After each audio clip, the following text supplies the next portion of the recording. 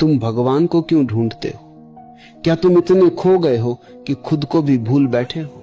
ये एक सरल प्रश्न है, पर उत्तर सरल नहीं है, क्योंकि उत्तर तुम नहीं देना चाहते, तुम सिर्फ भरोसा करना चाहते हो। तुम्हें सत्य नहीं चाहिए, तुम्हें दिलासा चाहिए। तुम मंदिर जाते हो, मस्जिद झुकते हो, चर्च में मोमबत्ती जलाते हो, पर क्या कभी भीतर गए हो? क्या कभी खुद से भी पूछा, मैं क्यों खोज रहा हूं? आज हम उसी प्रश्न को खोलेंगे। भगवान की जरूरत क्यों महसूस होती है? क्या वह सच में है या हमारी ही बनाई एक कल्पना है? आओ ध्यान से सुनो, न सिर्फ कानों से बल्कि अपनी आत्मा से, क्योंकि ये वाणी नहीं, ये मौन की यात्रा है। ईश्वर मनुष्य की सबसे पुरानी कल्पना है जो डर से पैदा हुई। बचपन से हमें सिखाया गया भगवान देख रहा है, वह तुम्हारे हर कर्म का लेखा जोखा रखता है।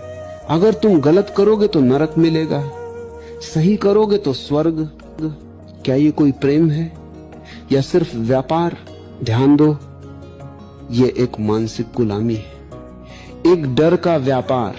तुम्हारे माँ बाप ने डराया, गुरु ने डराया, धर्म ने डराया, और अब तुम उसी डर से झुके हो भगवान के नाम पर। सच तो ये है, तुम्हें भगवान नहीं चाहिए था, तुम्हें सुरक्षा चाहिए थी, तुम्हें सहारा चाहिए था, तुम्हें कोई ऐसा चाहिए था जो तुम्हारी जिम्मेदारी उठा ले। जब तुम अकेले होते हो तो तुम्हें भगवान याद आता है। जब सब ठीक होता है, नौकरी, पैसा, रिश्ते, तब तुम मस्त हो, पर जैसे ही जमीन हिलती है तब तुम मंदिर भागते हो। ध्यान से देखो, ये प्रेम नहीं है, ये उपयोग है। भगवान तुम्हारे लिए एक सहारा बन गया है, एक मानसिक बैसाखी।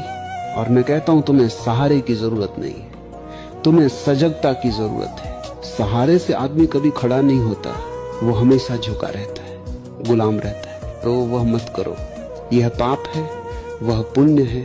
पर धर्म खुद ही नहीं जानता कि ईश्वर क्या है। धर्म सिर्फ शब्दों से भरा है, किताबों से लदा है। किसी ने उपनिषद पढ़ा, किसी ने कुरान, पर किसी ने खुद को नहीं पढ़ा। और जब तक तुम अपने भीतर नहीं झांकते, तब तक भगवान का कोई अर्थ नहीं है, क्योंकि भगवान कोई शब्द नहीं है, वह एक मौन की अवस्था है। ध्यान कोई क्रिया नहीं, एक उपलब्धि नहीं, यह घटित होता है जब तुम बैठते हो बिना उद्देश्य, बिना आकांक्षा।